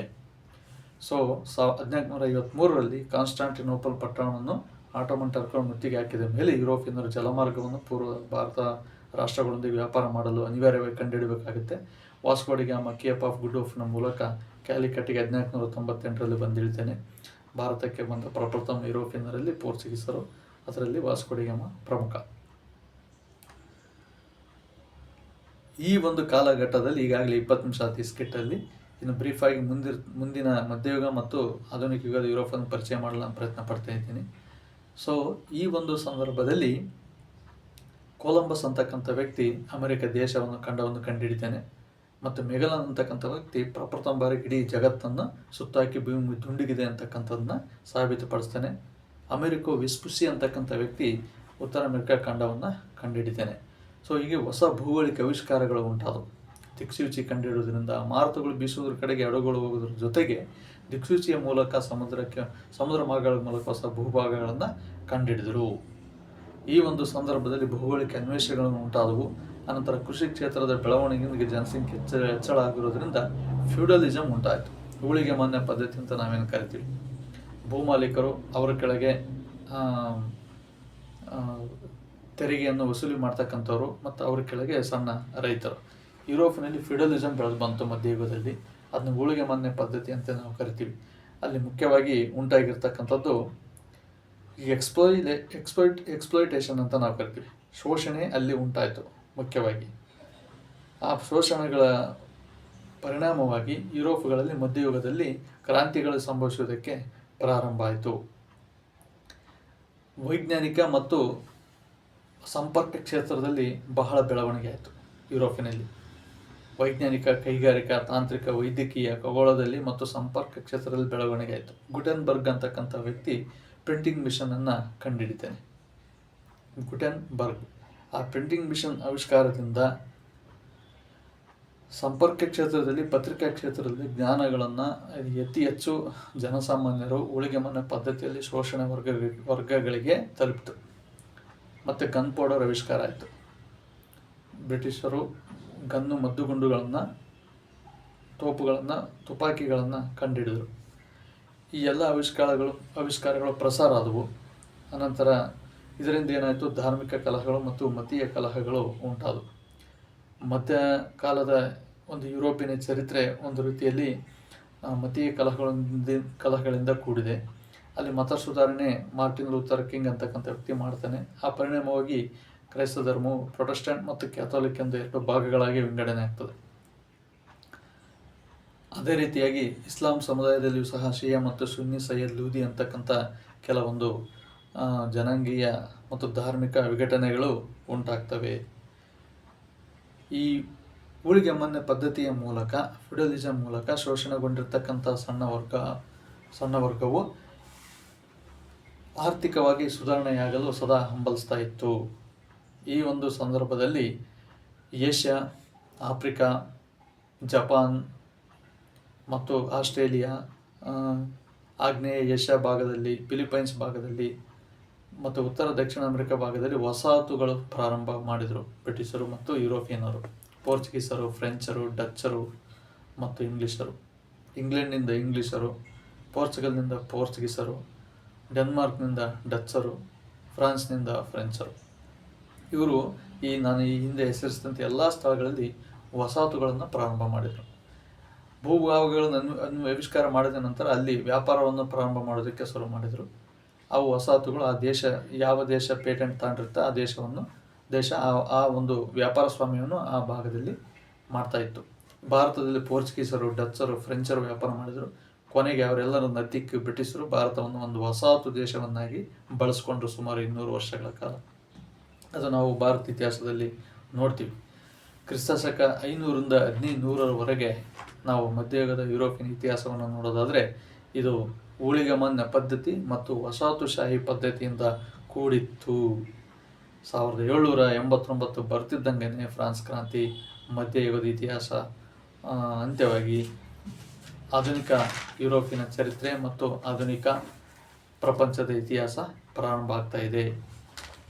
ಇದನ್ನು ನಾವು ಕ್ರಾಂತಿಯುಗ ಅಂತ ನಾವು ಕರಿತೀವಿ. ಇಲ್ಲಿ ಪ್ರಮುಖ ತತ್ವಜ್ಞಾನಿಗಳು ತಮ್ಮ ತಮ್ಮ ಗ್ರಂಥಗಳ ಮೂಲಕ ಜನರನ್ನು ಎಚ್ಚರಿಸಿದರು. ನೋಡಿ, ನಾನು ಎಲ್ಲ ಸ್ಕಿಟ್ಗಳನ್ನು ನಾನು ಹೇಳ್ತಾ ಬರ್ತೀನಿ. ವ್ಯಕ್ತಿ ಬೆಳಿಬೇಕಂದ್ರೆ, ದೇಶ ರಾಜ್ಯ ಬೆಳಿಬೇಕಂದ್ರೆ ಶಿಕ್ಷಣದಿಂದ ಮಾತ್ರ ಸಾಧ್ಯ. ಇನ್ನು ಯಾವುದಿಂದಲೂ ಸಾಧ್ಯ ಇಲ್ಲ. ಈ ಧರ್ಮ, ಶಾಸ್ತ್ರ, ಗ್ರಂಥ ಇವು ಯಾವುಗಳಿಂದಲೂ ಸಾಧ್ಯವಿಲ್ಲ. ಓದು ಬರಹ ಬರಬೇಕು, ಗಣಿತದ ಜ್ಞಾನ ಇರಬೇಕು. ಯಾವುದನ್ನು ಓದಬೇಕು, ಏನನ್ನು ಓದಬಾರ್ದು, ಏನು ಮಾತಾಡಬೇಕು, ಏನನ್ನು ಮಾತಾಡಬಾರ್ದು, ಏನು ಗಳಿಸ್ಬೇಕು, ಏನು ಗಳಿಸ್ಬಾರ್ದು, ಏನು ಖರ್ಚು ಮಾಡಬೇಕು, ಏನಕ್ಕೆ ಖರ್ಚು ಮಾಡಬಾರ್ದು, ಯಾವ ಅರ್ಹತೆಯನ್ನು ಗಳಿಸ್ಬೇಕು, ಯಾವ ಕೆಲಸವನ್ನು ಮಾಡಬೇಕು, ನೈತಿಕ ಮಾರ್ಗದಲ್ಲಿ ಹೇಗೆ ನಡಿಬೇಕು, ಇದು ಎಲ್ಲ ಜ್ಞಾನ ಒಬ್ಬ ವ್ಯಕ್ತಿಗೆ ಬರಬೇಕಂದ್ರೆ ಶಿಕ್ಷಣ ಬಿಟ್ಟರೆ ಇನ್ನು ಯಾವ ಸಾಧನ ಜಗತ್ತಿನಲ್ಲಿ ದೇವರಿಂದ ಸೃಷ್ಟಿಯಾಗಿಲ್ಲ ಅಂತ ಹೇಳ್ಬೋದು. ಇಂಥ ಸಂದರ್ಭದಲ್ಲಿ 1789ರಲ್ಲಿ ಡಾಂಟೆ, ರಾಬೆಸ್ಪಿಯರ್, ವೋಲ್ಟೇರ್, ರೂಸೋ ಸಾಮಾಜಿಕ ಒಪ್ಪಂದವನ್ನು ಬರೆದ. ಮತ್ತು ಇವರೆಲ್ಲರ ಪತ್ರಿಕೆಗಳ ಕಾರಣದಿಂದ ಜನ ಎಚ್ಚೆತ್ತು 1789ರಲ್ಲಿ ಫ್ರಾನ್ಸ್ನ ವರ್ಸಲ್ ಸರಮನಿಯನ್ನು ಧ್ವಂಸಗೊಳಿಸಿ ರಾಜರಾಣಿಯರನ್ನು ಕೊಂದು 16ನೇ ಲೂಯಿ ಮತ್ತು ಮೇರಿ ಆಂಟೋನೆಟ್ ಅವರನ್ನು ಗಿಲೋಟಿನ್ ಯಂತ್ರಕ್ಕೆ ಬಲಿ ಕೊಟ್ಟು ಕ್ರಾಂತಿ ಮಾಡಿ ಸ್ವಾತಂತ್ರ್ಯ, ಸಮಾನತೆ, ಭ್ರಾತೃತ್ವವನ್ನು ಇಡೀ ಪ್ರಪಂಚಕ್ಕೆ ಸಾರಿದರು. ಮತ್ತು ಫೆಬ್ರವರಿ ಮತ್ತು ಜುಲೈ ಕ್ರಾಂತಿಗಳಲ್ಲಿ ಸಹ ಇದು ಮರುಕಳಿಸುತ್ತೆ. ನೋಡಿ, ಶೋಷಣೆಗೆ ಒಳಪಟ್ಟಿರ್ತಕ್ಕಂಥ ಜನ ಸಿಟ್ಟು ಬಂದರೆ ಏನು ಮಾಡ್ತಾರೆ ಅನ್ನೋದಕ್ಕೆ ಫ್ರಾನ್ಸ್ ಕ್ರಾಂತಿ ಅತ್ಯಂತ ಜಗತ್ತಿನ ಇತಿಹಾಸದಲ್ಲಿ ಕೊಟ್ಟಿರ್ತಕ್ಕಂಥ ಉತ್ತಮ ಉದಾಹರಣೆಯಾಗಿದೆ. ಚರಿತ್ರೆಯಿಂದ ನಾವು ತಿಳ್ಕೊಬೇಕಾಗಿರ್ತಾವೆ ಇಂಥವನೇ. ಈ ಜ್ಞಾನಗಳ ಮೂಲಕ, ಶಿಕ್ಷಣದ ಮೂಲಕ ಯುರೋಪಿಯನ್ನರು ಜಾಗೃತಗೊಂಡು ಕ್ರಾಂತಿಗಳನ್ನು ಮಾಡಿದರು. ಆ ಕ್ರಾಂತಿಯ ಏಕೈಕ ವ್ಯಕ್ತಿಯಾಗಿ ನೆಪೋಲಿಯನ್ ಬೋನಾಪಾರ್ಟೆ ಹೊರ ಬರ್ತಾನೆ. 1789ರಲ್ಲಿ ಆಗಿರ್ತಕ್ಕಂಥ ಫ್ರಾನ್ಸ್ ಕ್ರಾಂತಿ ಪ್ರಜಾಪ್ರಭುತ್ವದ ಕಲ್ಪನೆಯನ್ನು ಮೊಟ್ಟ ಮೊದಲ ಬಾರಿಗೆ ಇಡೀ ವಿಶ್ವಕ್ಕೆ ಕೊಡುತ್ತೆ. ಮಧ್ಯಮ ವರ್ಗವನ್ನು ಎದುರಾಕೊಂಡ್ರೆ ಯಾವ ಅನಾಹುತಗಳಾಗ್ತವೆ ಅಂತಕ್ಕಂಥದ್ದಕ್ಕೆ ಈ ಫ್ರಾನ್ಸ್ ಕ್ರಾಂತಿ ಜಗತ್ತಿನಲ್ಲಿ ಅತ್ಯಂತ ಉತ್ತಮ ಉದಾಹರಣೆಯಾಗಿದೆ. ಲಿಪ್ಚಿಪ್ ಕಾಳಗದಲ್ಲಿ ಬ್ರಿಟಿಷರು ಈ ನೆಪೋಲಿಯನ್ ಬೋನಾಪಾರ್ಟೆಯನ್ನು ಸೋಲಿಸ್ತಾರೆ. ಸೇಂಟ್ ಹೆಲೆನಾ ದ್ವೀಪದಲ್ಲಿ ಅವನನ್ನು ಬಂಧಿಸ್ತಾರೆ. ಅಟ್ಲಾಂಟಿಕ್ ಸಾಗರದಲ್ಲಿ ಅವನು ತಪ್ಪಿಸ್ಕೊಂಡು ರಾತ್ರೋರಾತ್ರಿ 6 ಮೈಲುಗಳು ಬ್ರಿಟಿಷ್ ಕಡಲ್ಗಾಲಿಯನ್ನು ಈಜಿಕೊಂಡು ಪುನಃ ಯುರೋಪಿಗೆ ಬಂದು ಪುನಃ ಮತ್ತೆ ತನ್ನ ಸೈನಿಕರನ್ನು ಕೂಡಿಕೊಂಡು ಪುನಃ ಮತ್ತೆ ಬ್ರಿಟಿಷರೊಂದಿಗೆ ಯುದ್ಧ ಸಾರ್ತಾನೆ. ಬ್ರಿಟಿಷರು ವಸಾಹತುಶಾಹಿ ಪದ್ಧತಿ ಮತ್ತು ಆ ವಸಾಹತುಶಾಹಿ ಪದ್ಧತಿಯನ್ನು ಬೆಳೆಸ್ತಾ ಇದ್ರು. ಅದು ಇವನಿಗೆ ನೆಪೋಲಿಯನ್ ಬೋನಾಪಾರ್ಟೆಗೆ ಇಷ್ಟ ಇರಲಿಲ್ಲ. ಇಲ್ಲಿ ನಾನು ಯಾವ ದೇಶ ಜನಾಂಗವನ್ನು ಪರವಾಗಿ ವಿರೋಧವಾಗಿ ನಾನು ಮಾತಾಡ್ತಾ ಇಲ್ಲ. ಚರಿತ್ರೆಗಳಿಂದ ಮನುಷ್ಯನು ಕಲ್ತ್ಕೊಂಡಿರ್ತಕ್ಕಂಥ ಘಟನೆಗಳನ್ನು ನಾನು ಇಲ್ಲಿ ಹೇಳ್ತೀನಿ ಹೊರತು ಪುನಃ ಈ ನೆಪೋಲಿಯನ್ ಬೋನಾಪಾರ್ಟೆ ಏನು ಮಾಡ್ತಾನೆ, ಪುನಃ ಬ್ರಿಟಿಷರೊಂದಿಗೆ ಯುದ್ಧ ಮಾಡಿ ಆರ್ಥಿಕ ದಿಗ್ಬಂಧವನ್ನು ಆಗ್ತಾನೆ. ಅನಂತರ ಇವೆಲ್ಲ ಪ್ರಕ್ರಿಯೆಗಳು ನಡೆದ ನಂತರ ಮತ್ತು ಸೇಂಟ್ ಹೆಲೆನಾ ಎಲ್ಬಾ ದ್ವೀಪದಲ್ಲಿ ಪುನಃ ಮತ್ತೆ ಬಂಧಿಸಿ ಅವನ್ನ 2ನೇ ಕಾಳಗ ವಾಟರ್ಲೂ ಕಾಳಗದಲ್ಲಿ ಸಂಪೂರ್ಣವಾಗಿ ಸೋಲಿಸಿ ನೆಪೋಲಿಯನ್ ಬೋನಾಪಾರ್ಟೆಯನ್ನು ಬಂಧಿಸ್ತಾರೆ. ಇಲ್ಲಿಗೆ ನೆಪೋಲಿಯನ್ ಬೋನಾಪಾರ್ಟೆ ಇತಿಹಾಸ ಕೊನೆಗೊಳ್ಳುತ್ತೆ. ಇವನು ರಷ್ಯಾದ ಮೇಲೆ ಮಾಸ್ಕೋ ದಂಡಯಾತ್ರೆಯನ್ನು ಕೈಗೊಂಡಿದ್ದ. ಅಲೆಕ್ಸಾಂಡರ್ ನಂತರ ಇಡೀ ವಿಶ್ವವನ್ನು ಗೆಲ್ಲುವ ಆಕಾಂಕ್ಷೆ ಹೊಂದಿದ್ದ ವ್ಯಕ್ತಿ ಅಂತಂದರೆ ನೆಪೋಲಿಯನ್ ಬೋನಾಪಾರ್ಟೆ. ಇವನು ಆಧುನಿಕ ಕಾಲದಲ್ಲಿ ಯುರೋಪಿನ ಇತಿಹಾಸದಲ್ಲಿ ಕಂಡು ಬರ್ತಾನೆ. ಸೊ ಇನ್ನೊಂಥರ ನೆಪೋಲಿಯನ್ ಇತಿಹಾಸದ ನಂತರ ನಾವು ಈಗಾಗಲೇ 28 ನಿಮಿಷ ಆಗ್ತಾ ಬಂತು. ಏಕೀಕರಣವನ್ನು ನೋಡ್ತಾ ಇದ್ದೀವಿ. ಇಟಲಿ ಏಕೀಕರಣದಲ್ಲಿ ಮ್ಯಾಜಿನಿ ಮತ್ತು ಗ್ಯಾರಿಬಾಲ್ಡಿ ಶ್ರಮಿಸ್ತಾರೆ. ಮ್ಯಾಜಿನಿ ಕಪ್ಪು ದಳವನ್ನು ಸ್ಥಾಪನೆ ಮಾಡ್ತಾನೆ ಮತ್ತು ಗ್ಯಾರಿಬಾಲ್ಡಿ ರೆಡ್ ಶರ್ಟ್ಸನ್ನು ಸ್ಥಾಪನೆ ಮಾಡ್ತಾನೆ. ಆ ದಳಗಳ ಮೂಲಕ ಸಿಸಿಲಿ, ನೇಪಲ್ಸ್, ಪಾರ್ಮಾ, ಮೊಡೆನಾ, ಟಸ್ಕಿಗಳನ್ನು ಇಟಲಿಗೆ ಸೇರಿಸಿ ಇಟಲಿ ಏಕೀಕರಣ ಆಗುತ್ತೆ. ಅನಂತರ ಇಟಲಿಯಲ್ಲಿ ಪೋಪ್ ಧರ್ಮಗುರುಗಳಾಗಿರ್ತಾರೆ. ಅನಂತರ ಇಟಲಿಯಲ್ಲಿ ಪುನಃ ರಾಜಮನೆತನಗಳ ಆಳ್ವಿಕೆ ಒಳಪಡುತ್ತೆ. ಜರ್ಮನಿ ಏಕೀಕರಣ, ಒಟ್ಟೋನ್ ಬಿಸ್ಮಾರ್ಕ್ ಜರ್ಮನಿ ಏಕೀಕರಣವನ್ನು ಮಾಡ್ತಾನೆ. ಅನಂತರ ಅದು ಮುಂದೆ ಹಿಟ್ಲರ್ ಬೆಳವಣಿಗೆಯಾಗಲು ಕಾರಣ ಆಗುತ್ತೆ. ಇಟಲಿ ಜರ್ಮನಿಗಳು ಏಕೀಕರಣದ ನಂತರ ಈ ಒಂದು ಏಕೀಕರಣದ ಒಂದು ಜ್ಞಾನ ಪೂರ್ವ ಏಷ್ಯಾ ರಾಷ್ಟ್ರಗಳಿಗೆ ಬೀಸಿ ಚೀನಾ ಮತ್ತು ಭಾರತ, ಶ್ರೀಲಂಕಾ, ಬರ್ಮಾ ರಾಷ್ಟ್ರಗಳು ಸಹ 1947ರಲ್ಲಿ ಸ್ವಾತಂತ್ರ್ಯವನ್ನು ಪಡೆದು ಅವು ಏಕೀಕರಣ ಆಗ್ತವೆ ಅಂತಕ್ಕಂಥದ್ದು. ಸೊ ಇಷ್ಟೆಲ್ಲ ನಾವು ಯುರೋಪಿನ ಇತಿಹಾಸವನ್ನು ನೋಡಿದ ಮೇಲೆ 1917ರಲ್ಲಿ ರಷ್ಯಾದಲ್ಲಿ ಒಂದು ಕ್ರಾಂತಿ ಆಗುತ್ತೆ. ಫ್ರಾನ್ಸ್ನ ಮಹಾಕ್ರಾಂತಿಗಳು ಪೂರ್ವಕ್ಕೆ ಸಹ ಪ್ರಭಾವ ಬೀರಿ ಲೆನಿನ್ ಅಲೆಕ್ಸಾಂಡರ್ ಉಲಿಯಾನೋ ಅಂತಕ್ಕಂಥ ಒಂದು ಮನೆಯಲ್ಲಿ ವ್ಲಾದಿಮಿರ್ ಇಲಿಚನ್ನ ಹೆಸರಲ್ಲಿ ಜನಿಸಿ ಲೆನಿನ್ ರಷ್ಯಾವನ್ನು ಬೆಳೆಸ್ತಾನೆ. ಅನಂತರ ಸ್ಟಾಲಿನ್ ಬರ್ತಾನೆ. ಇಲ್ಲಿ ಸಮಾಜವಾದ ಕಾರ್ಲ್ ಮಾರ್ಕ್ಸ್ ಅಂತಕ್ಕಂಥ ವ್ಯಕ್ತಿಯಿಂದ ಜರ್ಮನಿಯ ಸಮಾಜವಾದ ಬೆಳೆದು ಬಂದು USSR ಅಂತಕ್ಕಂಥ ಯುನೈಟೆಡ್ ಸ್ಟೇಟ್ಸ್ ಸೋಷಿಯಲ್ ರಿಪಬ್ಲಿಕ್ ಅಂತಂದೇಳಿ ರಷ್ಯಾ ಮರುನಾಮಕರಣಗೊಳ್ಳುತ್ತೆ. ಇಲ್ಲಿ ಸಮಾಜವಾದಿ ಮತ್ತು ಬಂಡವಾಳಶಾಹಿ ಮತ್ತು ಪ್ರಜಾಪ್ರಭುತ್ವವಾದಿ ಎನ್ನುವ 3 ಪರಿಕಲ್ಪನೆಗಳು ಉಂಟು ಬರ್ತವೆ. ಸಮಾಜವಾದಿ ಅರ್ಥವ್ಯವಸ್ಥೆಯನ್ನು ರಷ್ಯಾ, ಚೀನಾ, ಜಪಾನ್ ಹೊಂದಿವೆ. ಲೆನಿನ್, ಸ್ಟಾಲಿನ್ ರಷ್ಯಾದ ಬೆಳವಣಿಗೆಯಲ್ಲಿ ಶ್ರಮಿಸ್ತಾರೆ.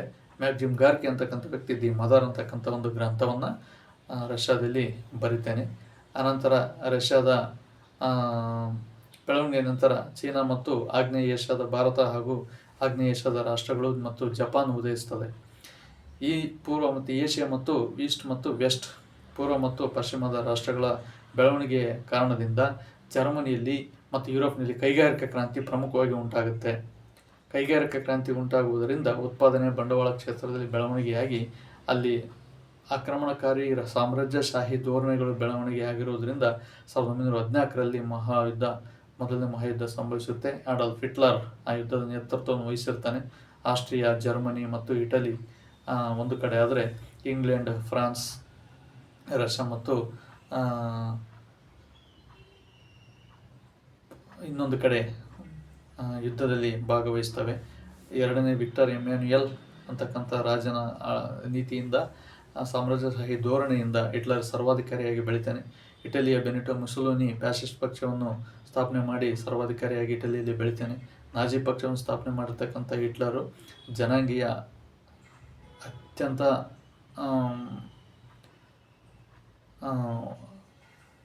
ತೀವ್ರತರವಾಗಿರ್ತಕ್ಕಂಥ ಜನಾಂಗೀಯ ವ್ಯಾಮೋಹದಿಂದ ಅವನು ಸರ್ವಾಧಿಕಾರಿಯಾಗಿ ಬೆಳಿತಾನೆ. 1914ರಿಂದ 18ರವರೆಗೆ ಸುಮಾರು 4 ವರ್ಷಗಳ ಕಾಲ ಸಂಭವಿಸಿದ ಪ್ರಥಮ ಮಹಾಯುದ್ಧ ಕೊನೆಗೊಂಡು ಲೀಗ್ ಆಫ್ ನೇಷನ್ಸ್ ಸ್ಥಾಪನೆ ಆಗುತ್ತೆ ವಿಶ್ವಶಾಂತಿಯ ಉದ್ದೇಶದಿಂದ. ಪುನಃ ಮತ್ತೆ ಈ ವಿಶ್ವಶಾಂತಿಯ ಉದ್ದೇಶವನ್ನು ಮುರಿದು 1939ರಲ್ಲಿ ಪುನಃ ಮತ್ತೆ ಜರ್ಮನಿಯ ಭಾಗವಹಿಸುವಿಕೆಯಿಂದ ಯುದ್ಧ ಪ್ರಾರಂಭ ಆಗಿ ಲೀಗ್ ಆಫ್ ನೇಷನ್ಸ್ ನಶಿಸಿ ಹೋಗಿ ಎರಡನೇ ಮಹಾಯುದ್ಧ ಪ್ರಾರಂಭ ಆಗುತ್ತೆ. ಸುಮಾರು 1939ರಿಂದ 1945ರವರೆಗೆ ಸುಮಾರು 6 ವರ್ಷಗಳ ಕಾಲ ಎರಡನೇ ಮಹಾಯುದ್ಧ ಸಂಭವಿಸುತ್ತದೆ. ಟ್ರಿಪಲ್ ಇಂಟೆಂಟ್ ಅಂದರೆ ಶತ್ರುಬಾಣ. ಇಲ್ಲಿ ಆಸ್ಟ್ರಿಯಾ, ಇಟಲಿ, ಜರ್ಮನಿ, ಜಪಾನ್ ಸೇರ್ಪಡೆಗೊಂಡಿದ್ದರೆ, ಟ್ರಿಪಲ್ ಅಲಯನ್ಸ್ನಲ್ಲಿ ಮಿತ್ರಬಣದಲ್ಲಿ ಇಂಗ್ಲೆಂಡ್, ಫ್ರಾನ್ಸ್, ರಷ್ಯಾ, ಅಮೆರಿಕ ದೇಶಗಳು ಸೇರ್ತವೆ. ಈ ಒಂದು ಕಾಲಘಟ್ಟದಲ್ಲಿ ಅಮೆರಿಕ ಬಲಿಷ್ಠ ರಾಷ್ಟ್ರವಾಗಿ ಎರಡನೇ ಮಹಾಯುದ್ಧದಲ್ಲಿ ಶತ್ರುಬಣವನ್ನು ಸೋಲಿಸುವ ಸಂದರ್ಭದಲ್ಲಿ ಜಪಾನ್ ಪರ್ಲ್ ಹಾರ್ಬರ್ ಮೇಲೆ ದಾಳಿ ಮಾಡಿ ಅಮೆರಿಕಕ್ಕೆ ಘಾಸಿ ಮಾಡುತ್ತೆ. ಅನಂತರ ಅಮೆರಿಕ ಲಿಟಲ್ ಮ್ಯಾನ್ ಮತ್ತು ಫ್ಯಾಟ್ ಮ್ಯಾನ್ ಎಂಬ 2 ಅಣುಬಾಂಬ್ಗಳನ್ನು ಜಪಾನ್ ಹಿರೋಶಿಮಾ ನಾಗಸಾಕಿ ಮೇಲೆ ಪ್ರಯೋಗ ಮಾಡುತ್ತೆ. ಸೊ ಅಲ್ಲಿಂದ ಇತಿಹಾಸ, ಹಲವಾರು ಜನ ಆಸ್ತಿಪಾಸ್ತಿ ಸುಟ್ಟು ಹೋಗ್ತಾರೆ ಜಪಾನ್ನಲ್ಲಿ. ಈ ಸಂದರ್ಭದಲ್ಲಿ ಜಪಾನ್ ಸೋತು ಶರಣಾಗತಿ ಹೊಂದಿ ಎರಡನೇ ಮಹಾಯುದ್ಧ ಸಂಭವಿಸುವುದು ನಿಂತು ಹೋಗುತ್ತೆ. ಸೊ ಅನಂತರ ಭಾರತ ಸ್ವತಂತ್ರವಾಗಿ ಇನ್ನು ಈ 3ನೇ ಮಹಾಯುದ್ಧ ಸಂಭವಿಸಬಾರ್ದು ಅನ್ನೋ ದೃಷ್ಟಿಯಿಂದ ಅಂತಾರಾಷ್ಟ್ರೀಯ ಸಂಘಟನೆಯಾದ ಯುನೈಟೆಡ್ ನೇಷನ್ಸ್ ವಿಶ್ವಸಂಸ್ಥೆಯನ್ನು ಪ್ರಾರಂಭ ಮಾಡ್ತಾರೆ. ಸೊ ಈ ಎಲ್ಲ ಜನಾಂಗೀಯ ಹತ್ಯಾಕಾಂಡಗಳಿಂದ ಕೆಲವೊಂದು ಶಾಂತಿ ಒಪ್ಪಂದಗಳಾಗ್ತವೆ. ನ್ಯಾಟೋ ಮತ್ತು ವಾರ್ಸಾ ಒಪ್ಪಂದ ಆಗಿರ್ಬೋದು. ಕೆಲವೊಂದು ಡಿಸ್ಮೆಂಟಲ್ಡ್ ಆಗ್ತವೆ. ಕೆಲವೊಂದು ಭೌಗೋಳಿಕ ಪ್ರದೇಶಗಳನ್ನು ನೆಲಸಮ ಮಾಡ್ತಾರೆ. ಕೆಲವೊಂದು ಬಿಕ್ಕಟ್ಟುಗಳು ಉದಯಿಸ್ತವೆ. ಶೀತಲ ಸಮರ ಆಗುತ್ತೆ. ಅಮೆರಿಕ ಬಂಡವಾಳಶಾಹಿ ದೇಶ ಮತ್ತು ರಷ್ಯಾ ಮಧ್ಯೆ ಸಮಾಜವಾದಿ ಬಣ ಮತ್ತು United States of social republic ದೇಶಗಳಲ್ಲಿ ಕೆಲವು ಕಾಲಘಟ್ಟದವರೆಗೆ ಶೀತಲ ಸಮರಗಳು ಉಂಟಾಗ್ತವೆ. ಅಂತಾರಾಷ್ಟ್ರೀಯ ಶಾಂತಿ ಒಪ್ಪಂದಗಳಾಗ್ತವೆ. ಯುನೈಟೆಡ್ ನೇಷನ್ಸ್ ಅಂತಕ್ಕಂಥದ್ದು ವಿಶ್ವಸಂಸ್ಥೆ ಸ್ಥಾಪನೆ ಮಾಡಿ ಅದರ ಅಂಗಸಂಸ್ಥೆಗಳನ್ನು ಮಾನವ ಸ್ಥಾಪಿಸ್ಕೊಳ್ತಾನೆ. ಈ ನಿಟ್ಟಿನಲ್ಲಿ ಶ್ರಮಿಸಿರ್ತಕ್ಕಂಥ ಪ್ರಮುಖದ ರಾಜಕೀಯ ವ್ಯಕ್ತಿಗಳು ಅಂತಾರಾಷ್ಟ್ರೀಯ ಮಟ್ಟದಲ್ಲಿ ಅಮೆರಿಕದ ರೂಸ್ವೆಲ್ಟ್, ಇಂಗ್ಲೆಂಡಿನ ಚರ್ಚಿಲ್, ರಷ್ಯಾದ ಗೋರ್ಬಚೇವ್ ಮತ್ತು ಭಾರತ ದೇಶದಲ್ಲಿ ಗಾಂಧೀಜಿ, ಇನ್ನೂ ಇತರ ವ್ಯಕ್ತಿಗಳು ಲೀಗ್ ಆಫ್ ನೇಷನ್ಸನ್ನು ಪ್ರಾರಂಭ ಮಾಡ್ತಾರೆ. ಈ ಒಂದು ಸಂದರ್ಭದಲ್ಲಿ ಲೀಗ್ ಆಫ್ ನೇಷನ್ಸು ತನ್ನ ಕೆಲಸವನ್ನು ತಾನು ಮಾಡ್ತಾ ಬರುವ ಸಂದರ್ಭದಲ್ಲಿ ಅಂತಾರಾಷ್ಟ್ರೀಯ ಶಾಂತಿ ಅದರ ಪ್ರಮುಖ ಉದ್ದೇಶ ಆಗಿರುತ್ತೆ. ಜೊತೆಗೆ ಅದರ ಅಂಗಸಂಸ್ಥೆಗಳು ಸಹ ಲೀಗ್ ಆಫ್ ನೇಷನ್ಸ್ನಲ್ಲಿ ಬರ್ತವೆ. ಅವು international monetary fund, world bank, UNESCO, ಇವು ಅಂಗಸಂಸ್ಥೆಗಳು ಇನ್ನಿತರ ಇದ್ದಾವೆ. ಜಿನೋವಾ, ಸ್ವಿಟ್ಜರ್ಲ್ಯಾಂಡ್ ಮತ್ತು ನ್ಯೂಯಾರ್ಕ್, ಹೇಗ್ ನಗರಗಳಲ್ಲಿ ವಿಶ್ವಸಂಸ್ಥೆಯ ಪ್ರಧಾನ ಅಂಗಸಂಸ್ಥೆಗಳಿದ್ದಾವೆ. ನ್ಯೂಯಾರ್ಕ್ನಲ್ಲಿ ಪ್ರಧಾನ ಕಚೇರಿ ಇದೆ, ಅಮೆರಿಕದ ನ್ಯೂಯಾರ್ಕ್ನಲ್ಲಿ. ಹೇಗ್ ನಗರದಲ್ಲಿ ಅಂತಾರಾಷ್ಟ್ರೀಯ ನ್ಯಾಯಾಲಯ ಇದೆ. ಈ ರೀತಿಯಲ್ಲಿ ವಿಶ್ವಸಂಸ್ಥೆ ರಾಷ್ಟ್ರಗಳ ಮಧ್ಯೆ ಉದ್ಭವಿಸುವ ಅಂಥ ಕಲಹಗಳನ್ನು ಶಾಂತಿ ಪಾಲನಾ ಪಡೆಯನ್ನು ಕಳಿಸಿ ಅಂತಾರಾಷ್ಟ್ರೀಯ ಶಾಂತಿಯನ್ನು ಸ್ಥಾಪನೆ ಮಾಡುವಲ್ಲಿ ತಂದೆಯಾಗಿರ್ತಕ್ಕಂಥ ಕೆಲಸವನ್ನು ಮಾಡ್ತಾ ಬಂದಿದೆ. ಅಷ್ಟೇ ಅಲ್ಲದೆ ದಕ್ಷಿಣ ಏಷ್ಯಾ ಪ್ರಾದೇಶಿಕ ಸಹಕಾರ ಸಂಘ ಅಂತೇಳಿ ಭಾರತ, ಅಫ್ಘಾನಿಸ್ತಾನ್, ಪಾಕಿಸ್ತಾನ್, ದಕ್ಷಿಣ ಆಫ್ರಿಕಾ, ಆಸ್ಟ್ರೇಲಿಯಾ ಮತ್ತು ಬರ್ಮಾ, ಭೂತಾನ್ ರಾಷ್ಟ್ರಗಳಿಂದ ಶ್ರೀಲಂಕಾ, ನೇಪಾಳ ಇವುಗಳಿಂದ ಸಾರ್ಕ್ ರಾಷ್ಟ್ರ ತಮ್ಮ ಸಂಘಟನೆಯನ್ನು ಮಾಡಿಕೊಂಡು ಬಂದಿದೆ. ರಾಷ್ಟ್ರಗಳು ಕಾಮನ್ವೆಲ್ತ್ ರಾಷ್ಟ್ರಗಳ ಒಂದು ಒಕ್ಕೂಟ ಆಗಿದೆ. ದಕ್ಷಿಣ ಏಷ್ಯಾ ಕಾಮನ್ವೆಲ್ತ್ ಕ್ರೀಡೆಗಳು ಮತ್ತು ಒಲಿಂಪಿಕ್ ಕ್ರೀಡೆಗಳು ಅಂತಾರಾಷ್ಟ್ರೀಯ ಮಟ್ಟದಲ್ಲಿ ನಡೀತಾ ಬಂದಿವೆ. ಅಷ್ಟೇ ಅಲ್ಲದೆ 2003-4ರಲ್ಲಿ ತಾಲಿಬಾನ್ ಆಕ್ರಮಣಕಾರರ ಅಂತ್ಯ ಆಗಿ, ಇರಾಕ್ ಅಧ್ಯಕ್ಷರ ಅಂತ್ಯ ಆಗಿ ಪುನಃ ಮತ್ತೆ ಆರ್ಥಿಕವಾದ ರಿಕವರಿ ಕೆಲಸಗಳು ಯುರೋಪ್ ಮತ್ತು ಪ್ರಪಂಚದಾದ್ಯಂತ ನಡೀತಾ ಬಂದಿದೆ. ಇಷ್ಟಲ್ಲದೆ ರಷ್ಯಾ ಮತ್ತು ಯುರೋಪಿನ ಮಧ್ಯದಲ್ಲಿರ್ತಕ್ಕಂಥ ಉಕ್ರೇನ್ ಮತ್ತು ಗಾಜಾ ಪಟ್ಟಿಯಲ್ಲಿ ಕೆಲವೊಂದು ವಲಸಿಗರ ಬಿಕ್ಕಟ್ಟುಗಳ ಕಾರಣಗಳಿಂದಾಗಿ ಆಗಾಗ ಅಂತಃಕಲಹಗಳು ಸಂಭವಿಸ್ತಾ ಬಂದಿವೆ. ಈ ನಿಟ್ಟಿನಲ್ಲಿ ವಿಶ್ವಸಂಸ್ಥೆ ತನ್ನದೇ ಆಗಿರ್ತಕ್ಕಂಥ ಕೆಲಸವನ್ನು ಮಾಡ್ತಾ ಇನ್ನು ಮಾನವ ಹಕ್ಕುಗಳ ಆಯೋಗ ಸ್ಥಾಪನೆ ಆಯಿತು. ಅಕ್ಟೋಬರ್ 10ರಲ್ಲಿ ಮಾನವ ಹಕ್ಕುಗಳ ಆಯೋಗ, ಅಕ್ಟೋಬರ್ ಇದರಲ್ಲಿ ಮಾನವ ಹಕ್ಕುಗಳ ಆಯೋಗ ಅಂತಾರಾಷ್ಟ್ರೀಯ ಮಟ್ಟದಲ್ಲಿ ಮಾನವ ಹಕ್ಕುಗಳನ್ನು ರಕ್ಷಿಸಲು ಇರತಕ್ಕಂಥ ಒಂದು ಪ್ರಮುಖವಾದ ಸಂಸ್ಥೆಯಾಗಿದೆ. ಅಂತಾರಾಷ್ಟ್ರೀಯ ಶಾಂತಿ, ಸುಭದ್ರತೆ ಮತ್ತು ಸಂಘಟನೆಗಳನ್ನು ಬಲಪಡಿಸುವ ನಿಟ್ಟಿನಲ್ಲಿ ಅಂತಾರಾಷ್ಟ್ರೀಯ ಮಾನವ ಹಕ್ಕುಗಳ ಆಯೋಗ ಸ್ಥಾಪನೆ ಆಯಿತು. ಅದೇ ರೀತಿಯಲ್ಲಿ ನಮ್ಮ ದೇಶದಲ್ಲಿ ರಾಷ್ಟ್ರೀಯ ಮಾನವ ಹಕ್ಕುಗಳ ಆಯೋಗ, ರಾಜ್ಯದಲ್ಲಿ ರಾಜ್ಯ ಮಾನವ ಹಕ್ಕುಗಳ ಆಯೋಗಗಳು ಇವೆ. ಇಷ್ಟೆಲ್ಲ ಬ್ರೀಫಾಗಿ ನಾನು ಯುರೋಪಿನ ಇತಿಹಾಸವನ್ನು ಸಂಕ್ಷಿಪ್ತವಾಗಿ ಪರಿಚಯ ಮಾಡಿಸ್ತಾ, ಪ್ರಮುಖವಾದ ದೊರೆಗಳು ಪ್ರಪಂಚ ಇತಿಹಾಸದಲ್ಲಿ ಅಂತ ಹೇಳಿದರೆ ಫೆರೋಗಳು, ಈಜಿಪ್ಟ್ನ ಕಾಲದಲ್ಲಿ ರಾಣಿ ಹಟ್ಷಪ್ಸುಟ್ ಮತ್ತು ಹಮ್ಮುರಬಿ, 10ನೇ ಚಾರ್ಲ್ಸ್, ಅಲೆಕ್ಸಾಂಡರ್ ಮತ್ತು ಕೈಸರ್ ವಿಲಿಯಂ, 14ನೇ ಲೂಯಿ, ಆಮೇಲೆ ಇಟಲಿ ಪೋಪ್ ಧರ್ಮಗುರುಗಳು, ಆಗಸ್ಟಸ್ ಜೂಲಿಯಸ್ ಸೀಸರ್ ರೋಮನ್ನರ ಕಾಲದಲ್ಲಿ, ರಷ್ಯಾದ ಜಾರ್ ದೊರೆಗಳು, Napoleon Bonaparte, Bismarck, Roosevelt, Gorbachev, Lenin ಮತ್ತು ಚರ್ಚಿಲ್, ಮತ್ತು ಸಮುದ್ರಗುಪ್ತ, ಅಶೋಕ, ಅಕ್ಬರ್, ಔರಂಗಜೇಬ್ ಹಾಗೂ